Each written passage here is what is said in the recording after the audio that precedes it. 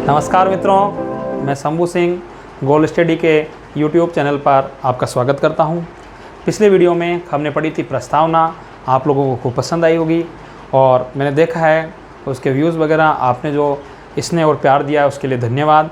आज अपन इसी क्रम में भारतीय संविधान के क्रम के अंदर जो आगे बात करेंगे वो करेंगे अनुसूचियों को। देखिए, अगर आपको पूछा जाए कि मूल हम संविधान में क्या क्या पढ़ते हैं, भारतीय संविधान में एक तो है भाग। क्या पढ़ते हैं दोस्तों, इधर लिख देते हैं, देखिए अपना भाग 22 तो भाग, एक होती है इसमें अनुसूची, ठीक है। 22 भाग और अनुसूचियां हैं और तुम्हारे 12 अनुसूचियों के बारे में अध्ययन करेंगे दोस्तों। एक है प्रस्तावना। क्या है प्रस्तावना? प्रस्तावना क्या है? एक है ना। इनके बारे में जब अपन अध्ययन करेंगे। और अनुच्छेद, एक चीज़ क्या है? अनुच्छेद। अनुच्छेद तो अनुच्छेद 395। तो अपन ने दोस्तों अभी तक पढ़ी है केवल क्या है? प्रस्तावना। अब अपन जो दूसरा टॉपिक पढ़ेंगे वो पढ़ेंगे अनुसूचियाँ। आज जो हम अध्ययन करेंगे वो अध्ययन करेंगे अनुसूचियों के बारे में। अनुसूचियाँ क्यों बनाई गई? तो ऐसा नहीं है कि हमारे अनुच्छेद हैं बहुत सारे, तो हम क्या किसी के पार्ट्स बांटते हैं तब हमें पता चलता है कि हम पढ़ने में क्या होती है, हमें थोड़ी सुविधाएं रहती है। कैसे? देखिए दोस्तों, आज का जो टॉपिक है वो है अनुसूचियाँ, ठीक है।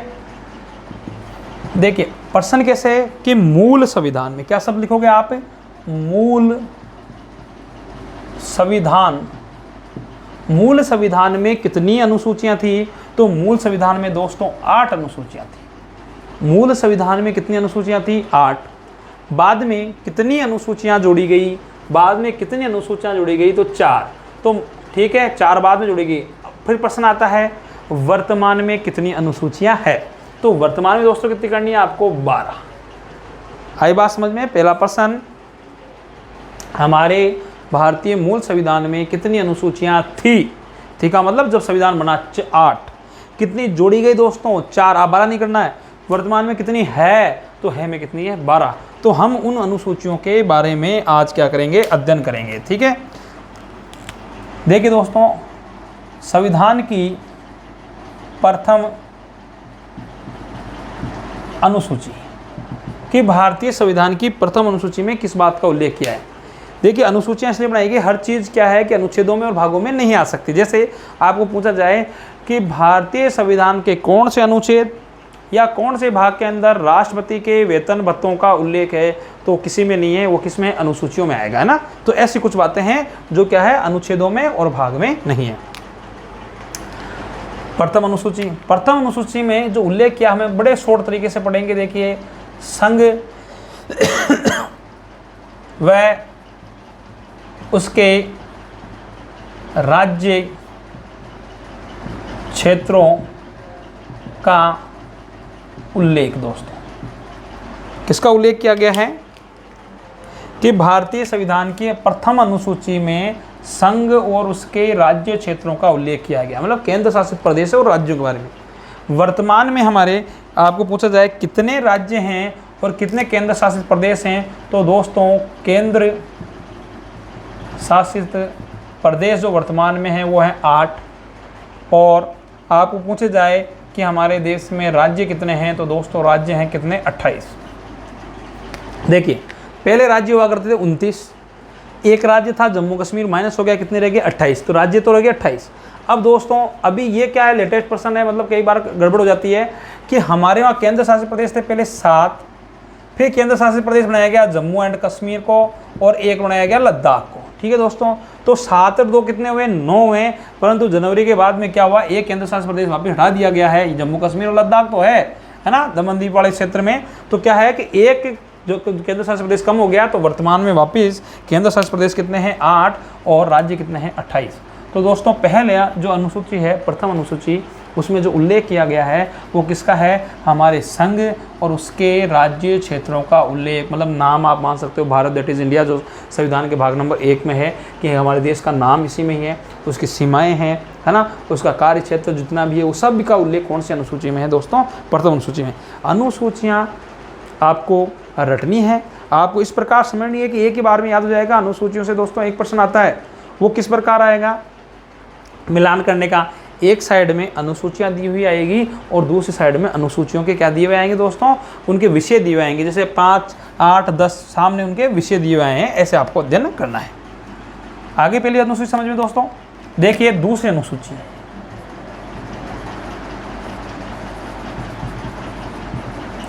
दूसरी अनुसूची,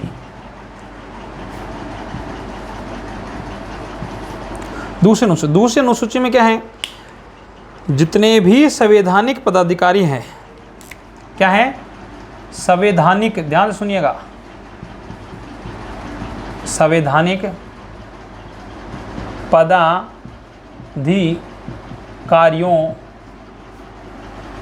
के वेतन भत्तों का उल्लेख। दूसरे में क्या है, वेतन भत्ते। आपको कुछ भी याद नहीं रखना दोस्तों, इतना सा याद रखना है, प्रथम अनुसूची संघ और उसके राज्य क्षेत्र, दूसरी अनुसूची आपको यह शब्द याद रखना है, वेतन भत्ते, पैसे की बात। जितने भी संवैधानिक पदाधिकारी, संवैधानिक पदाधिकारियों का तात्पर्य समझे हैं कि संवैधानिक पदाधिकारियों का मतलब होता है कि जो भारत का राष्ट्रपति, भारत के उपराष्ट्रपति है ना, उनके क्या लिखेंगे आप, भारत का क्या हो गया, राष्ट्रपति,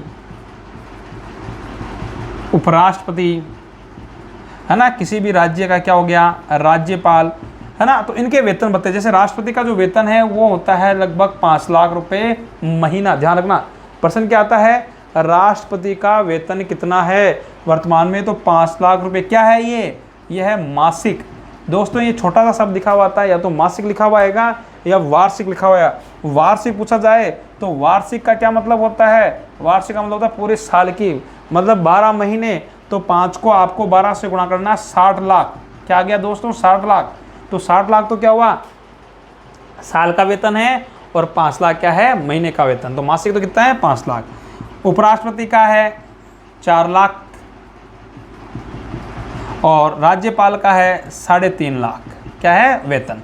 तो दोस्तों ये वेतन और भत्ते जितने भी संवैधानिक पदाधिकारी है, भारत का क्या सर्वोच्च न्यायालय का न्यायाधीश है, मुख्य न्यायाधीश है ना, राज्यपाल है, उन सबके वेतन भत्तों का उल्लेख संविधान के कौन से अनुसूची में है, दूसरी अनुसूची में वेतन और भत्तों का क्या किया गया है, उल्लेख किया गया है दोस्तों। ठीक है, इसके आगे जो तीसरी अनुसूची आती है आपकी, कौन सी है, तीसरी अनुसूची, उसमें किसका उल्लेख है, 2 तक आपको याद होगी, ये रटना है, बहुत ईजी है, इसमें तो कभी प्रश्न गलत होना ही नहीं चाहिए आपके। तीसरी अनुसूची में जो जिक्र है वो है, ऊपर वाली लाइन ही है, जितने भी संवैधानिक पदाधिकारी हैं, संवैधानिक पदाधिकारी के क्या हैं, वेतन भत्ते यहाँ आ गए, तो इनके संवैधानिक पदाधिकारियों के शपथ का उल्लेख, किसका उल्लेख है, शपथ का उल्लेख है। वही राष्ट्रपति, उपराष्ट्रपति, प्रधानमंत्री, मंत्री, इन सब की क्या है, शपथ का उल्लेख किया गया है। दोस्तों एक चीज़ का ध्यान रखना कि जो भारत का राष्ट्रपति होता है वो सबसे अलग शपथ देता है। जैसे जितने भी क्या होंगे, प्रधानमंत्री, मंत्रिपरिषद है ना, ये प्रधानमंत्री, या आप कह सकते हो कि मंत्री, ये सब शपथ लेते हैं पद व गोपनीयता की। किसकी लेते हैं, गोपनीयता की, कि मैं ईश्वर को साक्षी मान के शपथ लेता हूँ कि मैं इस पद की गरिमा को और गोपनीयता को बनाया। गरिमा को मतलब, जैसे आपने सुना होगा राहुल गांधी कई बार बोलते हैं कि हमारा चौकीदार चोर है, ये है। आपने कभी सुना है नरेंद्र मोदी ने ऐसा कहा है कि तू चोर है, तेरे घर वाले चोर हैं, राजीव गांधी चोर, क्योंकि वो राहुल गांधी कुछ भी बोल सकते हैं, परंतु नरेंद्र मोदी क्या पद, क्या है, उस पद की गरिमा को बनाया। कि यार अपन कहते हैं ना कि छोटे से बच्चे ने अगर आपको कुछ कह दिया तो आप कहेंगे यार ये तो आपने थप्पड़ मार दी, लोग क्या कहेंगे ये तो बालक था, आप तो बूढ़े सारे थे, बड़े थे, है ना। तो वैसे ही बात है कि ये पद की गरिमा माना, और गोपनीयता, आपकी उस पद पे जो निर्णय लेंगे वो किसी को नहीं बताएंगे। दोस्तों नोटबंदी हुई थी, चाहते तो कोई रक्षा मंत्री अपने भाई बंधुओं को बता सकता था, दोस्तों किसी को कह सकता था अगर यार नोट चेंज होंगे तो जल्दी से चेंज करवा लेंगे, खराब हो जाएंगे। नहीं सर, किसी को भी पता नहीं, क्योंकि प्रधानमंत्री नरेंद्र मोदी ने कहा है कि गोपनीयता की ये निर्णय जो लिया गया अंदर बैठ के, ये किसी को पता नहीं होना चाहिए। 3 तारीख को नोट बंद, नहीं तो नोट तो बंद हुए तो छपे भी हैं, पता तो चला ही है। क्या नरेंद्र मोदी अकेले को नहीं थोड़ी छपाए नोट, पूरी मंत्रिपरिषद को पता था, पर उन्होंने क्या गोपनीयता शपथ ले रखी, उन्होंने ये शब्द किसी को नहीं बताए कि हमारे नोट बंद होंगे। तो पद और गोपनीयता है। अब राष्ट्रपति जो लेता है शपथ, दोस्तों ये राष्ट्रपति जो शपथ लेता है ये सबसे अलग शपथ लेता है। तो ये किस बात की शपथ लेता है, जो राष्ट्रपति शपथ लेगा वो लेता है संविधान के संरक्षण की शपथ लेता है दोस्तों। किसकी लेता है? संविधान के संरक्षण की। मैं ईश्वर को साक्षी मान के शपथ लेता हूँ कि मैं संविधान का संरक्षण करूंगा, और यही शपथ राष्ट्रपति को उसके हटने का क्या बनती है? कारण बनती है दोस्तों। आई बात समझ में? यह होती है आपके तीसरी अनुसूची। देखिए दोस्तों, आगे अध्ययन करते हैं संविधान की चौथी अनुसूची कि चौथी अनुसूची में किसका उल्लेख है?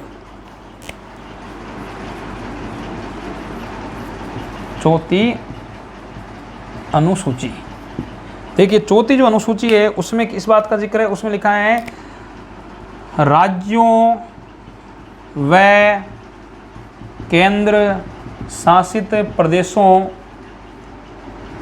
के मध्य राज्य सभा की सीटों का बंटवारा। अभी आपने देखे होंगे हाल ही में राज्यसभा के लिए क्या हुए? चुनाव हुए। तो हमारे देश में क्या है कि राज्यसभा की जो सीटें हैं वो लगभग है 250 सीटें। ठीक है दोस्तों, तो किस किस राज्य में कितनी कितनी सीटें मिलेगी, इस बात का उल्लेख संविधान की चौथी अनुसूची में लिखा हुआ है कि जैसे केंद्र शासित प्रदेश भी है, राज्य हैं, उन सब में किसकी? राज्यसभा की सीटों का, कि जो राज्य बड़ा होगा, मतलब जनसंख्या जिसकी ज़्यादा होगी उसमें क्या आएगा? उसमें सीटें भी ज़्यादा। जैसे यूपी, उत्तर प्रदेश, किसमें है दोस्तों? यूपी में राज्यसभा की 31 सीटें हैं। कितनी सीटें हैं? 31 सीटें हैं। जिसमें जनसंख्या कम होगी उसमें राज्यसभा की क्या होगी? कम सीटें होगी दोस्तों। ठीक है ना, तो जनसंख्या ज़्यादा होगी तो ज़्यादा, और कम होगी तो कम होगी। जैसे राजस्थान में दोस्तों राज्यसभा की कितनी सीटें हैं? राजस्थान में राज्यसभा की 10 सीटें हैं। तो इस प्रकार आपको क्या है? अध्ययन करना है। आप देखिए मिलान, ये तो विषय है और इधर अनुसूचियाँ हैं। आपको ऐसे पूछा जाए प्रथम अनुसूची में किसका उल्लेख है? संघ और राज्यों का है। दूसरी अनुसूची में किसका उल्लेख है? आपको वेतन भत्ते याद रखने हैं। तीसरी अनुसूची में किसका उल्लेख है? आपको शपथ याद रखनी है। चौथी में राज्यसभा याद रखनी है। आएगा, बहुत ईजी है। पहली में क्या है? संघ राज्य, दूसरी में वेतन भत्ते, तीसरी के अंदर क्या है? शपथ, और चौथे में क्या है? राज्यसभा की सीटों का बंटवारा है। ये आपकी 4 अनुसूचियाँ याद हुई। ये प्रश्न इस प्रकार आएंगे, ये अनुसूचियाँ दी जाएगी, ये विषय दिए आएंगे, इनको क्रॉस करना है, मिलान करना है, या निम्न में से भिन्न छांटना है। इसका विषय गलत दिया हुआ आएगा, उसको आपको छांट करना है। ये 4 हो गई है। आप इसका स्क्रीनशॉट लीजिए, आगे अध्ययन करते हैं। ठीक है दोस्तों, अब आगे अध्ययन करते हैं अपन आगे की। 4 तो आपको याद हो गई ना? प्रथम अनुसूची संघ व उसके राज्य क्षेत्र, दूसरी में क्या है? अब याद रखना वेतन भत्ते, तीसरी में शपथ, चौथी में राज्यसभा। अब हम जो अध्ययन करेंगे वो कौन सी है? संविधान की आपके 5वीं अनुसूची। 5वीं अनुसूची आपको शॉर्ट में समझा रहा हूँ। 5वीं अनुसूची को आपको कुछ याद रखना, इतना सा याद रखना है। 5वीं अनुसूची में किसका उल्लेख है? तो SC व ST का उल्लेख। साधारणतः SC ST किसमें है? 5वीं में। अनुसूचित जाति व अनुसूचित जनजाति का उल्लेख, ये लो, बहुत ईजी आपके याद हो जाएगी। छठी कक्षा 6 आपको 5 छठी अनुसूची कैसे याद रखनी है? छठी अनुसूची कक्षा 6 याद रखनी है। देखो 5 कैसे याद करा रहा हूँ आपको। 5वीं में क्या है? SC ST याद रखनी है आपको, अनुसूचित जाति और जनजाति। छठी में आपको याद रखनी है कक्षा 6 में ममता पढ़ती है। कौन पढ़ती है? ममता, MMTA, ये लो ममता, है ना? पहले इसका समझो। M यानी होता है मिजोरम, M यानी होता है मेघालय, T यानी होता है त्रिपुरा, A यानी होता है असम। क्या समझेंगे आप? छठी कक्षा में ममता पढ़ती है, मतलब मिजोरम, मेघालय, त्रिपुरा, असम, इन 4 राज्यों के प्रशासन के बारे में उल्लेख। किसके बारे में उल्लेख? 4 राज्यों के प्रशासन के बारे में उल्लेख। किसके बारे में? प्रशासन के उल्लेख में। आई बात समझ में? 5वीं में क्या है? SC ST है। छठी में क्या है? ममता पढ़ती है। क्लियर? अब है आपके महत्वपूर्ण अनुसूची, वो है कौन सी? 8वीं अनुसूची। कौन सी है? 8वीं। इसका अपन अध्ययन करते हैं, है ना? तब तक इन दोनों का स्क्रीनशॉट लीजिए आप एक बार, दोनों अनुसूचियों का, 5वीं का और छठी का। अब अपना 8वीं पे अध्ययन करेंगे। ठीक है दोस्तों, 5वीं छठी याद हो गई है आपको। यहाँ इधर देखिए, यहाँ से देख, छठी होगी। अब 7वीं अनुसूची। 7वीं अनुसूची, इसमें क्या महत्वपूर्ण बात है? देखो 6 से 7 और 6 से सूचियाँ। क्या करना है? 6 से 7 और 6 से क्या है? सूचियाँ। इसमें 3 प्रकार की सूचियों का उल्लेख है। 3 प्रकार की सूचियों का उल्लेख। किसका उल्लेख है? सूचियाँ। 3 प्रकार की सूचियाँ हैं। कैसे कैसे 3 प्रकार की? एक तो होती है हमारे यहाँ केंद्र सूची, एक होती है दोस्तों राज्य सूची, ठीक है, और एक होती है केंद्र राज्य और एक होती है समवर्ती। क्या होती है दोस्तों? समवर्ती सूची। ठीक है दोस्तों। अब क्या होता है कि कुछ कानून ऐसे, कुछ विषय ऐसे होते हैं जिन पे कानून केवल केंद्र सरकार बनाती है। जैसे आप देख रहे होंगे कि अभी लॉकडाउन चल रहा है, तो लॉकडाउन में जो चल रहा है इसका मतलब शिक्षा अभी आपकी खुली नहीं है, तो शिक्षा जो विषय है वो समवर्ती सूची का है।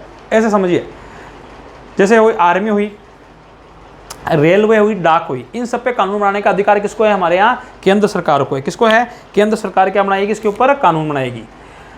और कुछ है जैसे आपके जेल पेरी हुई, राजस्थान पुलिस हुई, है ना, इन सब के ऊपर कानून बनाने का अधिकार किसको है? राज्य सूची को है। और कुछ ऐसे विषय हैं जिन पे कानून बनाने का अधिकार केंद्र को भी है और राज्य सूची को भी है। वो कौन सी? समवर्ती सूची। जैसे शिक्षा समवर्ती सूची है, इसमें केंद्र भी कानून बना सकती है और राज्य भी कानून बना सकती है। इनके क्या होते हैं? विषय दिए जाते हैं। जैसे वर्तमान में केंद्र सरकार के अधीन विषय हैं, वो कितने हैं? 100 विषय केंद्र सरकार के अधीन दिए हैं।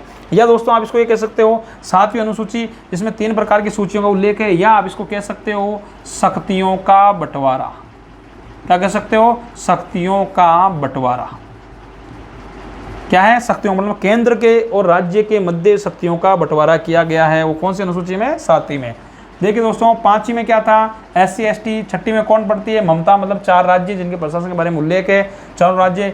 इसमें प्रश्न आता है कैसे? निम्न में से कौन सा 6ठी अनुसूची में सम्मिलित नहीं है राज्य? तो दोस्तों वहाँ क्या होता है? मणिपुर ऑप्शन में जरूर होता है, तो आप MM का मतलब मणिपुर मत समझिएगा। मिजोरम और मेघालय, त्रिपुरा, असम, इसके अलावा जो भी आएगा उसको गलत आएगा, उसको छांटना है। और 7वीं अनुसूची में क्या है? 3 प्रकार की सूचियों का उल्लेख। अब हम जो पढ़ते हैं वो 8वीं अनुसूची पढ़ते हैं, सबसे महत्वपूर्ण। इस अनुसूची में सबसे ज़्यादा प्रश्न पूछे जाते हैं। कौन सी अनुसूची में? 8वीं में। प्रश्न सीधा सिंपल कि जो आपके 8वीं अनुसूची है उसमें किसका उल्लेख है? प्रश्न क्या आएगा? 8वीं अनुसूची में किसका उल्लेख है? तो 8वीं अनुसूची में संवैधानिक मान्यता प्राप्त भाषाओं, क्या सब लिखेंगे आप? संवैधानिक मान्यता प्राप्त भाषा का उल्लेख। संवैधानिक मान्यता प्राप्त भाषाएं, जब देश का संविधान बना था तब हमारे संविधान में 14 भाषाओं को क्या थी? 14 भाषाएं संवैधानिक मान्यता प्राप्त थी। जब देश का संविधान बना दोस्तों तब भाषाएं कितनी थी? 14। फिर बाद में एक भाषा और जोड़ी गई 15, और फिर 3 जोड़ी गई 18, और फिर 4 जोड़ी गई, कितनी हो गई है? 18, 4, 22। मतलब आप ये कह सकते हो कि वर्तमान में संवैधानिक मान्यता प्राप्त भाषाओं की संख्या कितनी है दोस्तों? तो वो है 22। कितनी है? 22। मूल संविधान में कितनी भाषाओं को मान्यता प्राप्त थी? 14 को। ठीक है। अब देखिए कि क्या किया गया संविधान में। हुआ है 21वां संविधान संशोधन। क्या हुआ? 21वां संविधान संशोधन 1967। ध्यान रखिएगा, संविधान संशोधन कौन सा? 21वां। किस सन में? 1967 में।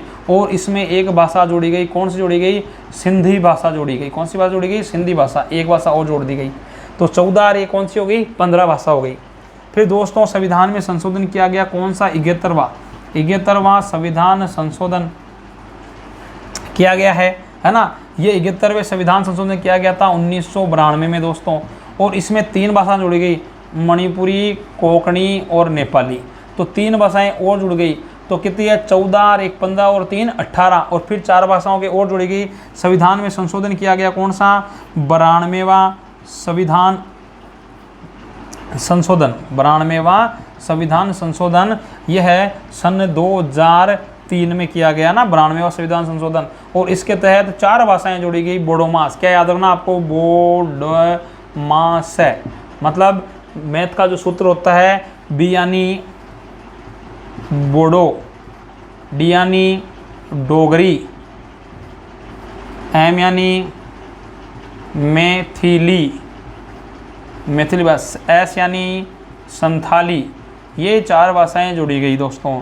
तो आप देखिए 8वीं अनुसूची में संवैधानिक मान्यता प्राप्त भाषाओं का उल्लेख। प्रश्न क्या आता है? 8वीं अनुसूची में किसका उल्लेख है? भाषाओं का उल्लेख है।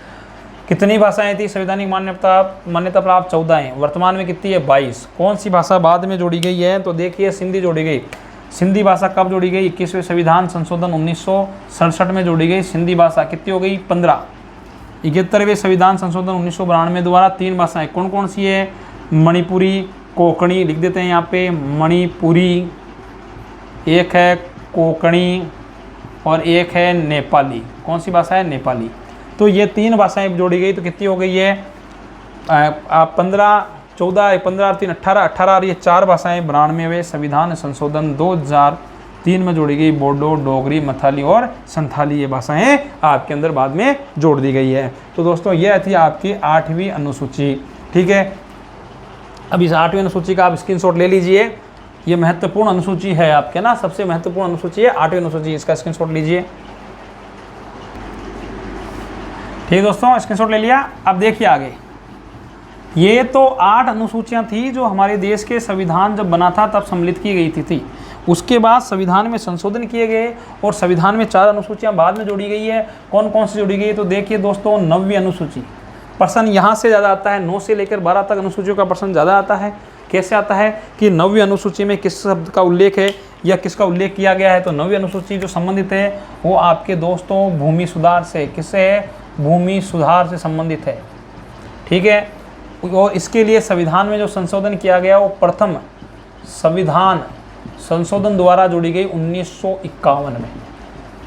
हमारे संविधान में क्या किया गया? प्रथम संविधान संशोधन किया गया है, भूमि सुधार से संबंधित है। और ये प्रथम संविधान संशोधन कब किया गया? 1951 में किया गया भूमि सुधार। इसकी महत्वपूर्ण जो सबसे महत्वपूर्ण बात है दोस्तों वो यह है कि इस 9वीं अनुसूची में जो विषय जोड़ दिया जाए उस विषय को संवैधानिक चुनौती नहीं दी जा सकती, मतलब केस नहीं किया जा सकता। एक तो हमारे राज्य है तमिलनाडु, उस तमिलनाडु का क्या आरक्षण इसमें डाला गया है? संविधान में ये नियम है कि आरक्षण किसी भी क्षेत्र में 50% से ज़्यादा नहीं दिया जाएगा, परंतु क्या किया गया है कि तमिलनाडु का आरक्षण ज़्यादा है। तो कैसे है? तो इसमें नियम है कि इसमें डाले गए विषय को क्या नहीं जा सकती चुनौती, आप केस नहीं कर सकते। क्या नहीं कर सकते? उसके ऊपर केस नहीं कर सकते। परंतु अभी क्या है, सुप्रीम कोर्ट ने सन 2007 में उच्चतम न्यायालय ने क्या निर्णय दिया गया है कि जो विषय 1973 से पूर्व के हैं और 1973 के बाद, मतलब 1973 के पूर्व के विषयों में तो कोई संशोधन नहीं किया जा सकता। तो तमिलनाडु का जो आरक्षण ज़्यादा है 50% से, वो 1973 से पहले जोड़ा गया था।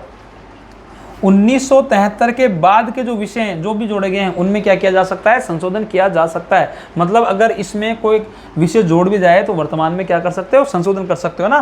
कुछ दिनों पहले राजस्थान में क्या हुआ कि गुर्जरों का आरक्षण था, उस गुर्जरों का आरक्षण दिया गया, फिर गवर्नमेंट ने उसको वापस हटा दिया, अभी विवाद चल रहा है। तो सचिन पायलट ने ये कहा था कि इसको 9वीं अनुसूची में जोड़ा जाता, तो 9वीं अनुसूची जोड़ा जाता तो भी कुछ नहीं होता, क्योंकि वर्तमान में संवैधानिक चुनौती दी जा सकती है। नेक्स्ट 10वीं अनुसूची दोस्तों, 10 से 10वीं और 10 से क्या आएगा? दल बदल। क्या आता है? दल बदल। दल बदल संबंधी कानून, क्या बोलेंगे इसको? दल बदल संबंधी कानून पारित किया गया। ये संविधान में क्या, इस सबके लिए इनके जो प्रश्न आते हैं दोस्तों 9 से लेकर 12वीं अनुसूची तक, उनमें संविधान संशोधन आएंगे। ये प्रथम था, तो ये संविधान संशोधन था 52वां संविधान संशोधन, और यह है 1985 कहते हैं। प्रश्न क्या है? दल बदल संबंधी कानून कब जोड़ा गया है? तो 52वें संविधान संशोधन 1985 द्वारा। और दल बदल संबंधी कानून कौन से अनुसूची में है दोस्तों? 10वीं अनुसूची में। बहुत इजी है कि कोई आदमी किस पार्टी से चुनाव लड़ता है उसी पार्टी में रहेगा, उस पार्टी को छोड़ के दूसरी पार्टी में नहीं जाएगा तो फिर कानून मतलब इसके ऊपर केस होगा, परंतु इसको कोई महत्वता नहीं दी गई थी, कोई विशेष कानून नहीं बनाया गया। अब सबसे महत्वपूर्ण है 11वीं और 12वीं अनुसूची दोस्तों। 11वीं अनुसूची है पंचायत राज से, पंचायत राज से संबंधित, या आप कह सकते हो पंचायत राज को संवैधानिक मान्यता है। क्या है? संवैधानिक मान्यता दी गई है दोस्तों। यहाँ से प्रश्न खतरनाक आते हैं और सबसे महत्वपूर्ण प्रश्न यही है, पंचायती राज या पंचायतों को संवैधानिक दर्जा कौन सी अनुसूची में दिया गया है? वो 11वीं अनुसूची में दिया गया ना। एक ये इसके लिए संविधान संशोधन किया गया है, वो है दोस्तों 73वां संविधान संशोधन, है ना। ये इसका आएगा अधिनियम है 1992 का। 73वें संविधान संशोधन 1992 द्वारा पंचायती राज को क्या दिया गया दोस्तों? तो आपको संवैधानिक मान्यता दी गई। पहले इनको संवैधानिक मान्यता नहीं थी। अब महत्वपूर्ण बात ये सोचिए कि लागू कब हुआ। पहले तो विषय की बात करते हैं कि पंचायती राज को कितने विषय दिए गए हैं। तो पंचायती राज को 29 29 विषय दिए गए। ये जो मैंने लाइनें लिखी ये सब प्रश्न है। 11वीं अनुसूची किस संबंधित है? पंचायती राज संबंधित है। पंचायती राज को क्या दिया गया है? संवैधानिक मान्यता दी गई है। कौन से संविधान संशोधन द्वारा? 73वें संविधान संशोधन द्वारा। 1992 का अधिनियम है और विषय दिए 29। प्रश्न किस प्रकार आता है कि ये लागू कब हुआ? तो दोस्तों ये लागू है ना भारत में हुआ है 1993 में। ध्यान रखेगा, अधिनियम कौन सा है? 92 में। भारत में लागू कब हुआ है? 93 में। और यह है राजस्थान में कब लागू हुआ है? तो राजस्थान में ये लागू हुआ है 1994 में। अब आप कंफ्यूज मत होइएगा कि 92, 93, 94 क्या है?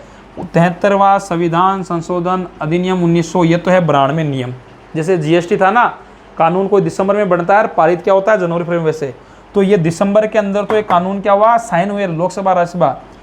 1993 में राष्ट्रपति के साइन हुए हैं, तो एक बन गया कानून। तो भारत में कब लागू हुआ है? 1993 में। और इसके एक साल बाद 1994 में कहाँ हुआ है? राजस्थान में लागू। प्रश्न आ जाए राजस्थान में पंचायती राज कब लागू हुआ है? 1994 में। अधिनियम कौन सा है? 92 का। ये आपको ध्यान रखना है। इसके बाद है आपके लास्ट अनुसूची कौन सी है? 12वीं अनुसूची।